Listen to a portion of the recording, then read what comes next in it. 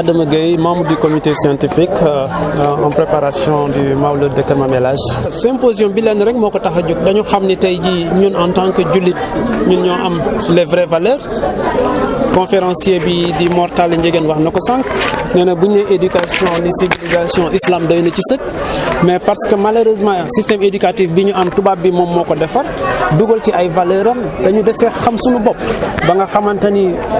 influence yi egg na fu nga xam ni aliénation culturelle nekk na réalité ci suñuy jeunes te du lu nga xamante ni nii moom la ñu mag ñi bàyyeel du lu nga xamante ni nii mooy tax ñu defar suñu réew suñu bëggee am de véritables acteurs de développement dans ce pays bu ñu bëggee garder notre fierté et notre identité intacte il faut ñu joxaat crédit à nos autorités à nos érudits spirituels il faut ñu téyewaat li ñu am li ñu moom muy suñu diine d'abord parce que diine bi ñu am amul sikk sakk que moom moo ñu mën a yóbbu fu ñu bëgg ci àdduna tey jii da ngay faire le tour de l'Europe de l'Amérique nga xool ñëpp ñi ngi dem di nangu ni diine islam mooy dëgg science mi ngi koy prouver les prêcheurs ñi ngi ciy ànd ñun ñi nga xamante ni nag ñoo am chance moom loolu war ko téye ni ñu ko war a téye pour nekk des ambassadeurs de la foi musulmane ñu xaw a sàggan par l'aliénation culturelle il faut ñu bañ loolu te def jàpp naa si niñ benn yoon ci bi yoon yi ñu mën a jaar pour xeex aliénation culturelle mooy ñu wax cette jeunesse là que seen vraie valeur lii la mag ñi biñ ko dundee lii la leen jural yéen vous avez intérêt ngeen tegu si yoon boobu. Serigne Sidi Ahmed Ndiéguène Moustapha président commission scientifique Xadra Alaaji Ahmed Baro Ndiéguène Thiès. sant yàlla bu baax dañu yàlla maye dafa ñu sutura suñu maam Tafsir Ahmed Baro Ndiéguène ñëw Thiès depuis 1885 fi taxawal guddik Seydina Muhammad sallallahu alayhi wa sallam loolu lépp boo ko gisee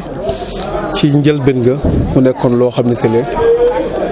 lu bariwul woon ay nit mu nekkoon loo xam ne c'est lu yam la woon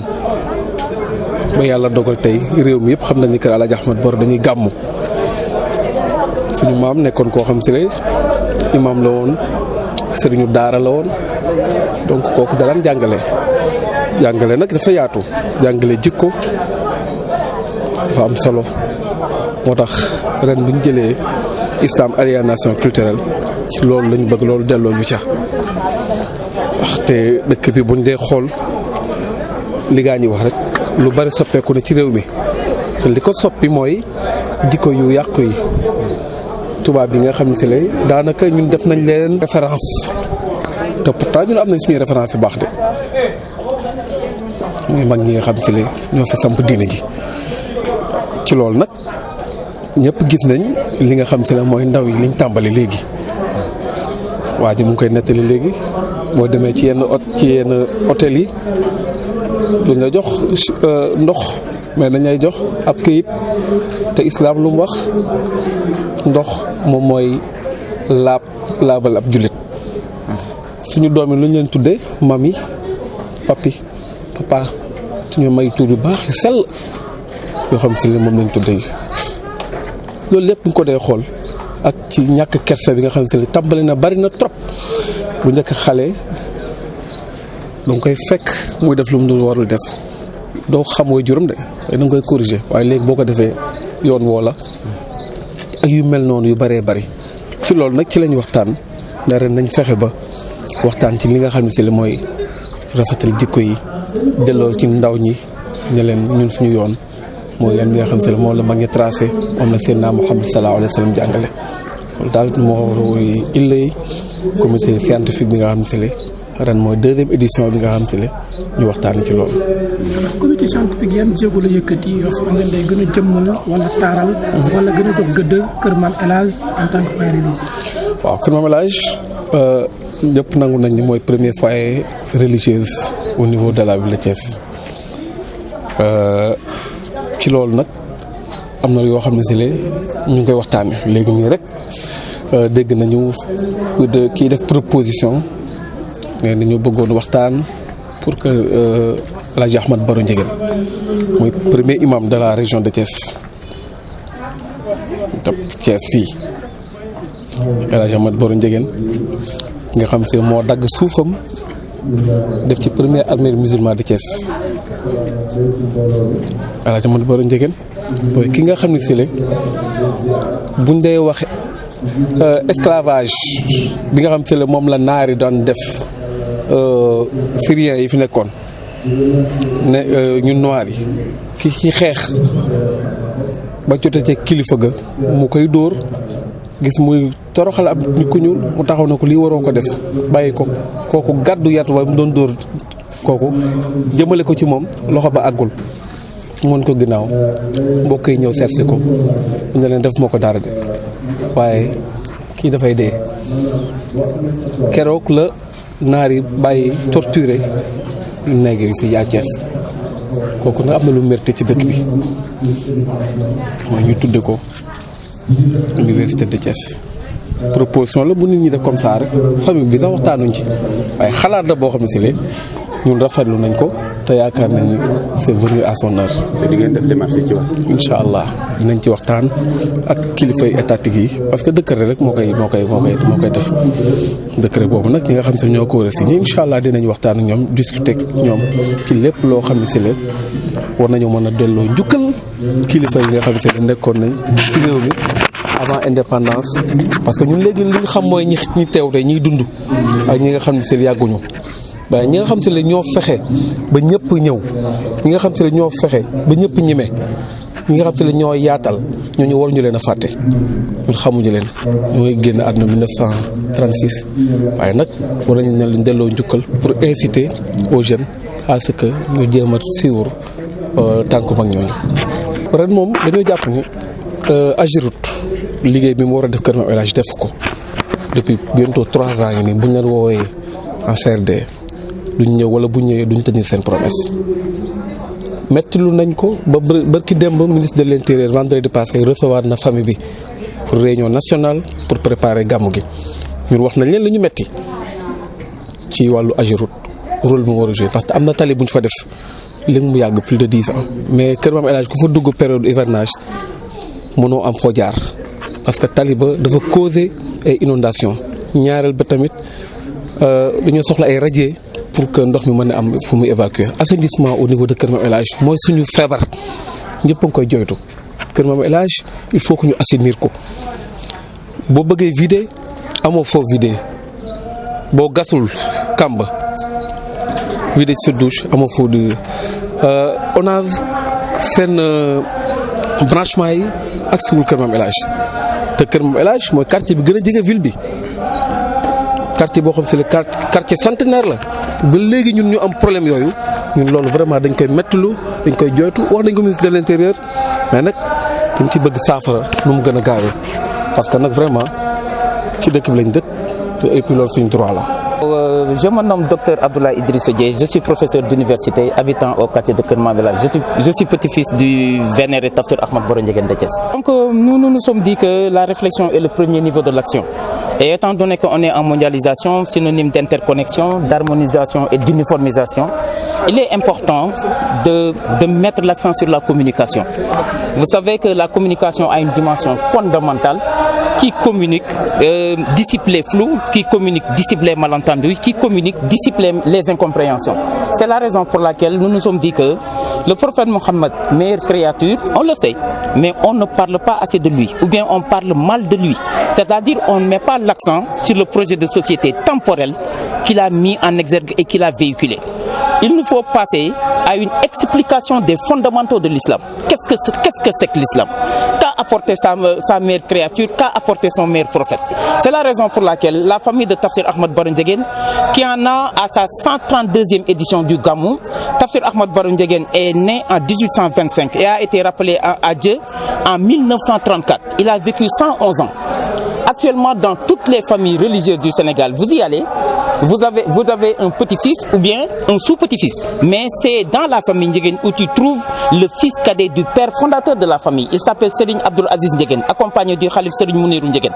Donc pour vous dire que c'est un homme d'une dimension universelle. C'est un homme qui a été porteur d'un projet de société. Et l'islam, ce n'est pas seulement de l'idéologie, de l'abstraction, de la subjectivité, non. Mais l'islam véhicule un projet de société. C'est-à-dire qu'il met l'accent sur la refondation des âmes, la refondation conditions des êtres, le redessin, redessiner la cité, expliquer les fondamentaux de la vie quotidienne. C'est la raison pour laquelle la famille Ndiéguène, étant convaincue de l'importance, de l'incontournabilité de la communication, a initié, inventé, innové. Cette année, c'est la 2e édition, un forum, un symposium qui met l'accent sur la communication religieuse, qui met l'accent sur la transmission des fondamentaux de l'islam. C'est la raison pour laquelle la famille a jugé nécessaire d'organiser ce symposium-là qui en est cette année à sa 2e édition. dina ngeen ñu aussi baal parce que sooy décliner méthodologie il faut que nga wax jafe-jafe yi nga xam ni moom lay tëral wax ci thème boo xam ne nii ca la ngay wax da nga caa bokk soo deful nang nga wax ci loo xam ne nii da nga xër donc su fekkee ni dafa arrivé que ñu wax loo xam ne nii en tant que scientifique parce que le scientifique c'est aussi une distance et une neutralité axiologique qui pose les principes et les termes d'une objectivité mais sooy wax ci loo bokk nag soo deful nang di nga xuus tuuti ci subjectivité te doo ko tey donc loolu aussi limite la peut-être boo xam ni day suñu communication mën na ko présenter donc ñu baal ñu si par rapport aux présupposés méthodologiques alors suñu waxee islam éducation mun na xaw a reetaan lu mais man personnellement damay jàpp ni islam ci boppam mooy éducation lu tax islam di éducation di yar am na ñu ne sax yar am na ñeneen ñu ne tàggat am na ñeneen ñu ne nàmpatal ci wolof mais en fait par éducation il faut entendre véritablement sax le mot formation et par formation il faut entendre formater nag mooy lan mooy tëgg tey ngalam soo ko yoroon bëgg koo def jaaro wala nga def ko caq wala ceen soo ko tëggul du mën a sotti parce que du la jox forme bi nga xam ni moom nga bëgg éduquer une personne c'est en réalité formater une personne islam nag bu ñuy wax kuy tëgg nit ci tëgg bu gën a rafet ci tëggi nii soo fi bàyyee islam bàyyi nga fi méthode bi nga xam ni ak outil boo xam ni moo la ko gën a war a mun a may j'en veux par preuve que sunu yonent bi nga xam ne nii moo wàccaale sallallahu alayhi wa sallam ak islam ñu yónni ko daf ni man bañ ma yónnee damaa ñëw pour mottali ji koy rafet bu'istu rabbi li utammima makaarimal axlaaq donc makaarimal axlaaq soo ko déggee mu jóge ci racine ñi jàng arab xam nañ ko xalaxa mooy bind alors suñuy bind nit yàlla mi nga xam ne da koo bind ba pare su la ko joxee mais la koy tàggat nga yar ko ba mu mën a ñoŋ ba nekk nit ka nga soxla mënul nekk leneen lu dul formation donc suñu bëggee wax ci islam ak formation du ñu dem ci leneen lu dul làqatu ci yàlla mi nga xam ne nii baatam mooy alxuraan ak ki mu yónni mu toftal ko ci ñun pour mu wan ñu yoonu lan mooy jikko bu rafet muy Seydina Mohamed donc c'est les deux voies par excellence où on formate un musulman à travers l'éducation c'est la voie du Coran al-Qur'an al-Karim et c'est la voie sunniya muhammadiya li ñuy wax à sunna donc éducation boobu nag dafa nekk ci monde bi léegi loo xam ne nii dafa nekk yoon soit booy mën a dàbbalee li nga xam ne nii fa nga bokk mooy culture ak civilisation soo ko buggee mu siiw ci ñëpp ci éducation ngay jaar soo ko buggee yàq ci nit aussi ci éducation ngay jaar d'autant plus que donc suñu nee aliénation culturelle mooy ki aliéné wu mooy ki xamul diine l'islam ak Muhammad ak alxuraan ki aliéné wul mooy ki nga xam ne dañ ko cee nàmpatal ba mu am ci jeexatalu xam yoon bi nga xam ne nii fa la war a aw ba nekk xëy na jullit ci wàllu diineem mais nit citoyenneté ci wàllu société malheureusement ñun ñëpp xam nañ ko jàng alxuraan aussi ba sori ci taxul nga dégg alxuraan ba toog ci bëgg Muhammad ba am cofeel bu xër ci moom taxul aussi nga dégg discours am mais boo xamee nag ce qu'on appelle l'esprit et la lettre du discours de Mohammed et l'esprit et la lettre du discours du Coran su boobaa moom mën ngaa jàpp ni yar nañ la ci yar yu gën a rafet loolu nag la suñuy mag yu baax yu mel ni sëñ Mouhamadou Ndiéguène xam ak njabootam te boo buggee xam on dit Sénèque le grand philosophe il disait il faut prêcher par l'exemple c'est-à-dire soo buggee wax nit lu mu xam faaw nga jox ko ay naatam la éducation bu ñoŋ moom soo ko buggee xam xoolal au fil des ans ak des siècles li fi jaar yëpp ci ay at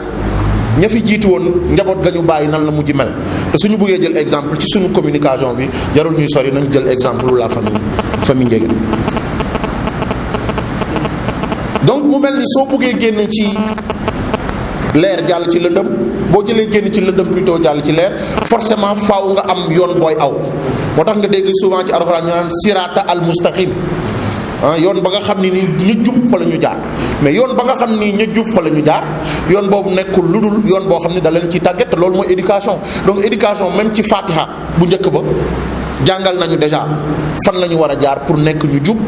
mooy yàlla day wax ak yonent bi wàcc ci ñun fan la njëkkee ci iqra jàngal. am na ñun ñëpp ci suñu xam-xam bu gàtt dañuy dégg ni iqra daal mooy lii apprend. C'est possible, mais il y a ce qu'on appelle la polysémie des concepts en communication. baat mën na signifier lenn ci li nga gis mooy le sens propre, mais il y a aussi un sens assez profond, c'est le sens figuré. C'est que bu ñu bëggee tënk rek iqra ci lii duñ ci mën a génn, mais iqra c'est juste des chiffres mooy teqaleel nag soo ko wax nit mooy jàngaleel. donc même bi wax yu di wàcc ci sayyiduna Muhammad sallallahu alayhi wa sallam mi ngi ñëwee ci jàngalal nit ñi, yow ci sa bopp jàngal. lu may jàng ismu rabbika allazi xalaqa bil xalam xalaqal insaan maa lam ya'lam moo xamal doomu aadama loo xam ni xamu ko woon. éducation bu ñu juddee ñun nekk xale ki nga xam ne ni moo ñu waral xamal lu ñu xamul, mais c'est rien d'autre que parent bi nga xam ne nii dafa nàmpatu ci biir yoonu l'islam mu waruñu koo jox ba ñun fu ñu toll du ñu gàll lu dul discours ak jeexitalu islam. assalaamu aleykum wa rahmatullahi wa barakaatuhu. mbokki jullit yi, mbokki taalibe yi, mbokki soppe yi ci yàlla ak rasulullahi sallallahu alayhi wa sallam, ñoo ngi leen di nuyu bu ànd ak ziar bu ànd ak sàkku ñaan ak di baalu xaq te di leen baal di ñaan yàlla mu boole ñu baal ñu ñëpp. di ñaanal kilifa yi nga xamante ni ñooñu taaralal jotaay bi, yàlla dolli seen wér, dolli seen sutura, dolli seen teraanga. ñu jiital ci sunu baay al cheikh alxaaji Xuseyn ibnu alxaaji Muhammad radiyallahu anhu wa tabarakallahu, ak sunu baay Amadou Yoro Njegen di magam masha Allah. waaye nag di duñ leen nuyoo ñoom, nuyu nañu njaboot gi fi nekk yëpp di frère, di ay nijaay, di ay mbokk. du ñu nuyoo nag sunu bàjjen Aja Yaasin Njegen insha allah moom it dina yóbbaale géew jigéen ñi fi nekk ñëpp. mbokk yi waa dëkk bi nga xam ne tamit bàyyi nañ seen yitti ñëw, ñoo ngi leen di nuyu di leen ziyaara. su ko defee xam naa ni kii bi du gudd ndax 20 minutes dafa gàtt, waaye nag li maam Alaaji daan wax mu ne barkelle moo gën bari le. waaw mu ne barkelle moo gën bari le. waaw imaam Ahmad Baro Njegen dañ daan wax nañu ba buur ba mayee ka mu may, buur ba xeeb ko lool. waaw ka mu may day gor pire, daal di tourné wax ko wax joo xamante ni jusqu'à la fin des temps histoire daf koy retenir. mu ne ko qalilun minka yakfini walakin qaliluka la yuqaalu lahu qalilu. waaw li nga ma jox de xeeb nga ko, waaye man gisuma may gi, waaye may gi fa mu jóge laay gis. waaw kon nag alhamdulilahi rabbil alamin, même bu dee dañoo toog rek duñu waxul sax ñun ça nous suffit largement. waaw ndax jotaayu xam-xam, jotaayu échange dafa nekk lu am solo pour man sax. waxtaan wi ci boppam dafa wax boppam. thème la bu doy waar boo xamante ni ça mérite toute une journée wala week-end sax mérité na ko ngir ñu yaatal bu baax. moo tax ñu ngi gërëm bu baax comité bi tabarakallahu ak ñi yor côté xalaatu ci côté scientifique bi sëñ Sidi ak ñi mu àndal ñëpp ñoo ngi leen di ziar bu baax a baax di ñaan yàlla gën a barke liggéey. su ko defee dafa mel ni tey mën naa am c'est pour ouvrir rek, moo tax ñu boole ci sax culture, boole ci aliénation et tout, mais islam rek suñ ko waxoon yaakaar naa lépp a ngi ci biir. ndax soo waxee islam rek yaa ngi wax contraire u l'islam, soo waxee contraire u l'islam ci saa si tamit yaa ngi feeñal yeneen aspects yi nga xamante ni bëgg nañu mu feeñ ci waxtaan wi. ndax léeg-léeg mbir pour nga comprendre ko keroog maa ngi koy wax ne maa ngi doon def gëstu ci asmaallahul husna di ko jéem a firi, waaye dama ci gis ay tur yàlla yu bari yoo xamante ni kenn mënu koo firi nii. comme ni nga ne comme ar-Rahman ki fees del la yërmande, am na ci tur yoo xamante ni kenn mënu ko firi, da ngay dem jëli contraire bi ngay indi pour mën a firi tur wi. waaw léeg-léeg tamit ci diine tamit am na yoo xamante ni kenn mënu ko expliquer, mais du contraire bi rek taxawee rek lépp leer. moo tax aarifiina billaahi ñoom duñu am na benn niveau de xam-xam duñ ca tollee dootuñ xam guddi ak bëccëg, suba ak ngoon, ku weex ak ku ñuul, dootuñ xam lu baax ak lu bon. parce que lépp xam na ni dafa am rôle bu mu war a jouer ci kaw suuf. soo xamee rôle am rek da nga koy jël nga respecté ko, ndax mbaax baax na waaye mbon tamit baax na. ndax mbaax du amee te mbon amul, kenn du xam ndax mbaax am na. mbon du amee te mbaax amul tamit kenn du xam ndax mbon am na. kon lépp loo gis ci kaw suuf rek am na valeur, am na représentation, am na représentativité, am na lu nekk ci biir te loolu mooy le souffle divin soit day jóge ci loxo borom bi tabaraka wa taala comme son borom yi mu wax ni moo ko bind ci loxoom ak yi nga xamante ni da leen a bind ci kun fa yakun moo tax mbindeef yi dañ leen a séddale ñaar dafa am ñoo xamante ni seen ruux sama borom moo ko wol am na ñoo xamante ni seen ruux sama borom moo ko bindee ci kun fa yakun loolu mooy différence u doomu aadama ak xar ak bëy ak mbaam ñoom am nañ ay ruux mais ñoom seen arwaax manfuuxa la seen arwaax maxluuqa ñun bu dee nit ñi suñuy arwaax manfuuxa la wa nafaxnaa fiihi min ruuxinaa moo nga ko loolu mooy différence bi donc lépp loo gis ci kaw suuf rek am na valeur yal nañu yàlla dimbali su ko defee professeur man du ma sañoon dama lay may sax samay 20 minutes nga continuer parce que waxtaan wi neex na xam-xam bi génn na mais en plus de cela dañoo fier ci yow yàlla seede na loolu c'est un honneur de vous avoir parmi nous comme ni mu meloon ci Cheikh Abdoulaye Dieye comme yeneen intervenants yi ñu am chaque jamono c'est un honneur di leen déglu di bég di kontaan macha allah waxtaan wi comme ni nga ko waxee yow da nga dugg fépp laal fépp te macha allah niveau bu neex bu kawe nga ko waxtaane man dama jàpp ne yow ci fa nga kii rek lay jaar rek mu jeex ndax su nekkoon dañ ko séddale ñu ne kii na wax ci islam kii wax ci culture kii wax ci aliénation peut-être su boobaa mën naa jël sama pàcc kase ma toj ko ba mu leer nañ waaye daanaka dañoo jël lépp def ko benn suppu kànja rek ku ñëw tibb rek xéewlu yàlla nañu yàlla barkeelal ñun ñëpp su ko defee man dama jàpp ne du nekkoon am na benn mot buy tënk suñu jotaay bi mooy addition waaw addition rek laa fi dégg waaw ndax addition su amul rek musiba am diine l'islam diine addition la du diine soustraction waaw ndax toujours moom ñi indil ay cheikh day indi éthique indi déontologie indi efficacité indi esprit indi responsabilité indi liberté fu mu toll ay cheikh lay joxe léegi nag kan moo réussir ci àdduna kan moo réussir ki réussir ci àdduna en général mooy celui qui peut faire la part des choses la jonction des choses la connexion entre les choses ki ko mën a boole rek moo réussir ci àdduna te dinaa ko leeral léegi loolu du leeral rek daanaka jaratu may continuer ku def la jonction des choses mën a boole démb ak tey te yàqalu la li ngay dox mën a boole asamaan ak suuf te yàqalu la li ngay dox mën a boole ruuxaaniya ak maddiya te yàqalu la li ngay def mën a boole njàngum école tubaab ak sa njàngum diine te yàqalu la li ngay def mën a boole sa culture africaine dem dajeeg yeneen culture yëpp te yàqalu la sa identité kooku moo réussir jeex na moo tax ma ne waxtaan wi waxtaanu éducation la li ci des tamit xam naa ni c'est le sociologue qui parlait am na valeur bu mu jox lool les mots te dëgg la l'islam dafay religion boo xamante ni amul dara lu mu sàggane lépp daf koy bàyyi xel su ko defee macha allah indi na ci démocratie indi na ci liberté indi na ci éducation benn bu ci nekk mu indi ñun nan lañ ko déggee ci l'islam ak ñeneen ñi nan lañ ko déggee te doo demee ba xóotal xalaat yi da ngay gis ni ñoom toujours ñoo ngi ci excès moo tax ma ne démocratie en réalité ci ñun la nekk ñoom li ñu am du démocratie démocratisme la ñun ñoo am liberté ndax liberté moo ngi ci laa ilaha illa allah ñoom li ñu am du liberté libertinage la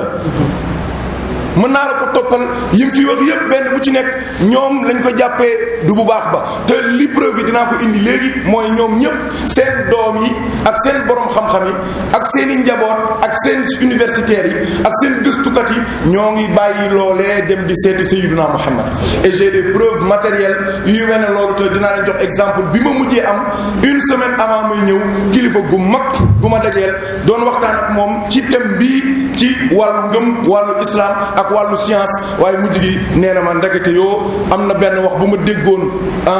démb nga ko doon wax sa benn xarit jot li woon ma ko ndekete yoo Sayyidina Muhammad moo war a régler àdduna bi yëpp sallallahu alayhi wa sallam su ko defee masha Allah diine ji nga xamante ni ñu ci lan nekk mooy l'islam lan mooy différence am ak yeneen diine yi loolu rek mooy yëf yi suñ ko xamee rek jàmm na ñooy loolu mooy lan mooy diine l'islam dafa wuuteeg ñeneen ñi. Pourquoi? Parce que premièrement ça vient de Dieu, deuxièmement ki mu ko jox mooy rasulullah sallallahu alayhi wa sallam,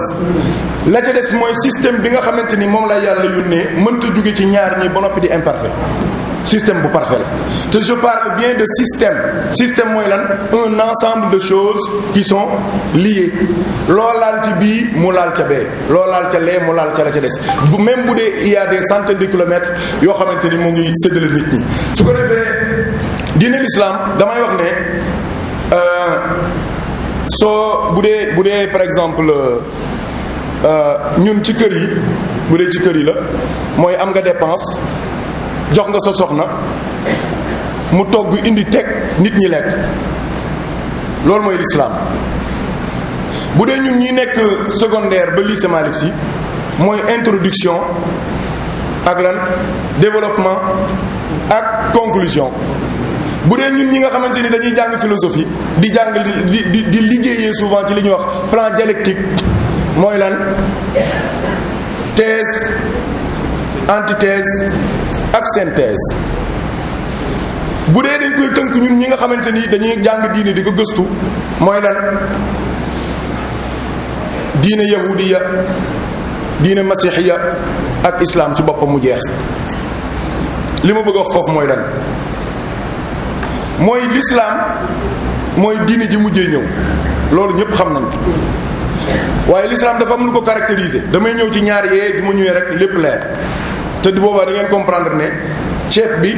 ak introduction yi may wax ak thèse bi ak antithèse bi lépp day dellu ci yàlla subhanahu wa taala. diine yahud ñoom ñooy incarner matérialisme. loolu man xaw ma ko woon pourtant xam-xam bi moo ngi woon sama bopp mais xam-xam concret daf ci baax. te bi ñu nekkee Maroc di jàng droit ba toll ci sunu 3e année di suivre di def cours science politique am na benn rubrique bu spéciale bu am solo bu ñuy jàngale bu tudd les groupes de pression. les groupes de pression man jàng naa ko mais comprendre ma woon man bi ma ko jàngee sama professeur monsieur Dahmani dama ko wax ne ko man mën naa la jox exemple bu ma xam mu ne ma lan ma ne ko ñun suñu réew sëriñ yi ku ñu neex ñu fal la mu ne ma d'accord waaw ma jox ko exemple tamit ci diggante Seydina Muawiya ak Seydina Ali ibnu Abi Talibin waaw ci xelu politique ak engagement diine ci xol waaw xam nga seen différence dafay am toujours kii la mu fas sama borom moo koy contrôler moo tax du dellu ginnaaw kii la mu fas nag am na lu mu ca natt te loolu fekk moo nga fa ca lay nekk du ca nekkul mu génn ca loolu mooy différence ba. procédé ko wala nuy def buñ ko déggi wala nu gis koo xam ni kii ci lii la jóge fii la jóge ndokk war naa am ndax fi mu war a jóge rek la jóge mel ni daaw forom la xaw ma dañu soppi tur bi def symposium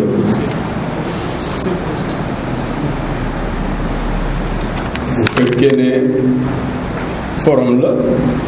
tabarkal la forum ci waxu tubaab nu ko jëlee ca latin foris doo du am enceinte du am dara dañu fay daje rek ku nekk lu la neex wax bu kii waxee jóg kii wax dem yoonam kii wax dem yoonam te dañ baat yaakaar naa ca Londres dese nañ loolu ñoom ba tey nañu barab yoo xam ne dañ ko bàyyi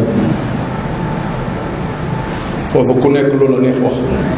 soo dikkee wax nit ñi déglu la nga dem sa yoon keneen ñëw daana am fii ci ni ñu tudde ay diiwaan ci réew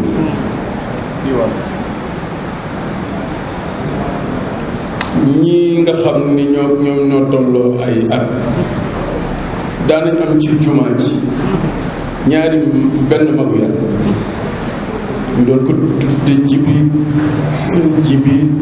Kayre mu doon muqaddamu maam Amari Ndak Seck bu ñu julliwaat ajjuma ba pare day taxaw rek di sànni ànd naag ay xale yu ndaw yu koy daan woye kii tudd daan kii kenn ku tudd Masal booba année 50 yi la yaakaar na li may wax mu ngi bëgg am ay fan waaw góor goo xam ne waxtaan yu doy kii ma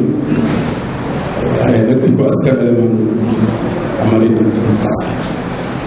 àllu soola yeewu leen jant ba tiim na leen jéeg xot bu zaman baa nga cenal sowru danay taal ñu daan wax wane askan fi mu bokk waxit magu yàlla moom lu mu def ak niveau bu mu toll na beneen mag boo xam ni waa kër Mame Cheikh Ibrahima Fall tabarkàlla mu gënoon a neex dara mu gënoon a doy waar it nag ndax wax ya mu daan wax kenn mënu ko nettali waaye boo dégloo rek wax yooyu day kéemaan yooyu mu daan wax te kenn mënu ko nettali kon doo ko dégg léeg-léeg mu caxaral dugal yoo xam ne doon na ay bind te ci Cheikh Maam Cheikh Ibrahima Fall ci la ko luy structure wax symposium nag moo gën a scientifique waaw niroowul déedéet tax ma jàpp ne am na évolution ci concept bi ñu jël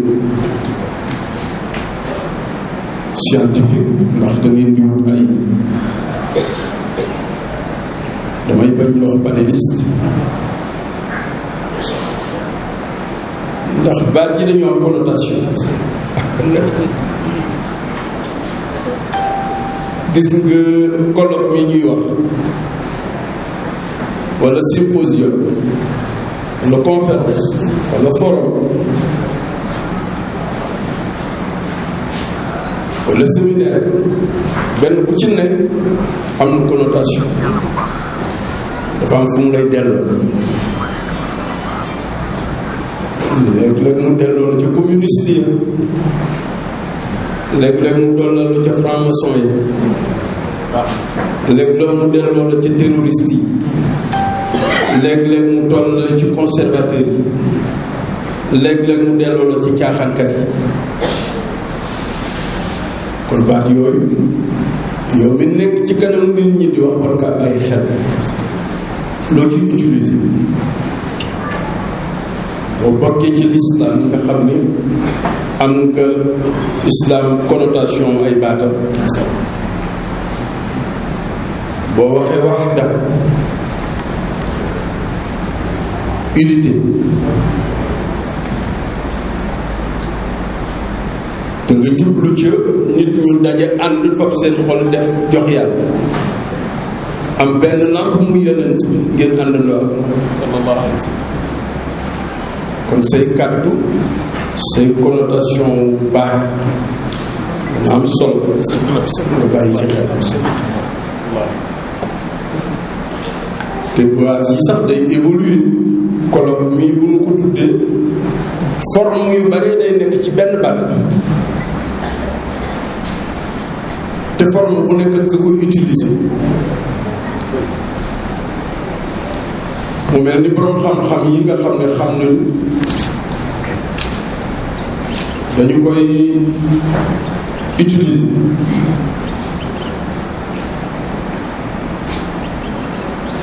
genre ñii mooy réformateur yi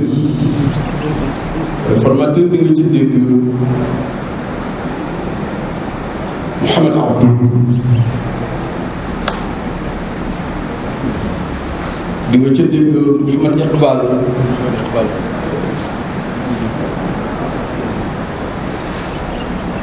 di nga ci dégg asibaa yi bu fekkee ne ñuy jàngal diine l'islam di jàng kii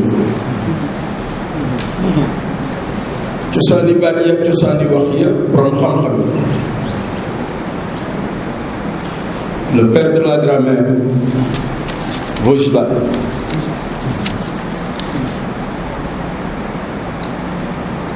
le père de la grammaire réformée, Gougne, ñooñu di ay borom xam-xam yoo xam ne dëkkin yooyu ci jataay ña dégg la ñuy wax xam nañ ne kii lii la ñuy war a wax ci loolu alhamdulilah bi nga xamee ne ñun ñàkkuñu ay mag ñoo xam ni yàlla ñu njaboot ba ñu xam ne yàlla rek dañuy wax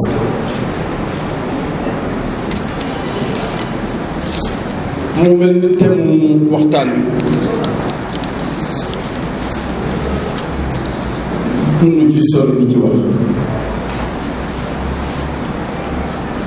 weddi sa bopp doo am ay panélistes jël leen ñu wax fekk wala ñu sotti ngay wax la leen ay Cheikh Hadj Amadou Baro ku bokk ci njabootam boo dee wax yar amul beneen yar